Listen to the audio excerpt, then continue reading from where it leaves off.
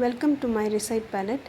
இன்றைக்கி ஒரு chat recipe, நல்லா டேஸ்டியான ஹெல்த்தியான சாட் ரெசிபி ஈஸியாக எப்படி பண்ணுறதுன்னு பார்க்கலாம். அதுக்கு ஒரு மிக்ஸி ஜாரில் 1.5 கப்பு மல்லியும் புதினாவும் மிக்ஸ் பண்ணது அதை எடுத்துக்கணும். 1 கப்பு தயிர், இது ரெண்டையும் சேர்த்து நல்லா அரைச்சிக்கோங்க. இதில் வந்து புதினா இலை மல்லியில் ஹாஃப் போர்ஷன் அந்த ரேஷியோவில் எடுத்துக்கணும். அப்புறம் பொடியாக நறுக்கின வெங்காயம், தக்காளி, வெள்ளரிக்காய், அப்புறம் வேர்க்கடலை வேக வச்சது. இது ப்ரெஷர் குக்கரில் 5 விசில் போட்டு எடுத்தால் போதும். அப்புறம் வேக வச்ச உருளைக்கிழங்கு இதெல்லாம் ரெடி பண்ணி வச்சுட்டு ஒரு கடாயில் 1 டேபிள் ஸ்பூன் எண்ணெய் ஊற்றி மஞ்சள் தூள், மிளகாத்தூள் 1/4 டீஸ்பூன், மல்லித்தூள் 1/4 டீஸ்பூன், ஜீரகத்தூள் நான் வறுத்து ஜீரகத்தூள் போட்டேன் 1/8 காலில் பாதி, அதே மாதிரி மிளகாத்தூள் 1/4 டீஸ்பூனில் பாதி டீஸ்பூன், உப்பு 1/4 டீஸ்பூன் இப்போ சேர்த்து மிக்ஸ் பண்ணி விட்டுக்கோங்க.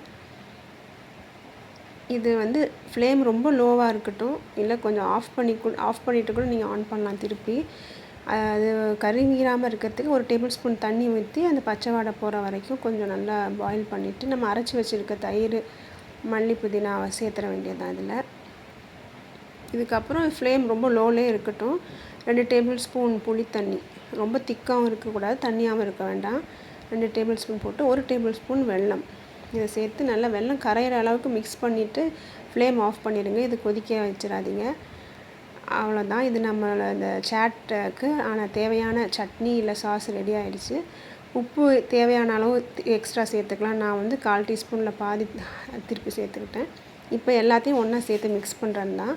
ஒரு பெரிய பவுலில் இந்த வேர்க்கடலை, வேக வச்ச உருளைக்கிழங்கு, அப்புறம் வந்து வெள்ளரிக்காய், வெங்காயம், தக்காளி இதெல்லாம் போட்டு நம்ம அந்த சாஸ் செஞ்சு வச்சுருக்கோம் இல்லையா, மல்லி, புதினா, தயிர் போட்டு தயிர் சாஸ் அதையும் சேர்த்து நல்லா உங்களுக்கு எவ்வளோ தேவையோ அந்த அளவு போட்டுக்க வேண்டியதுதான்.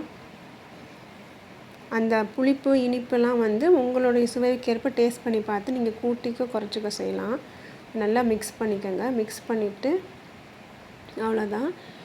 இது நம்ம மொறுமொறுன்னு அந்த கிறிஸ்பினஸ் வேணுங்கிறதுக்காக வேண்டி இதுக்கு மேலே அந்த பப்படின்னு சொல்லுவாங்கள்ல, அந்த கோதுமை இதை வறுத்தது பொரித்து ஃப்ரை பண்ணது அதை கூட வச்சு நீங்கள், இல்லை வேறு எந்த ஒரு கிறிஸ்பு கூட கார்ன்ஃப்ளேக்ஸ் அந்த மாதிரி எதாவது இருந்தால் கூட போட்டு மேலே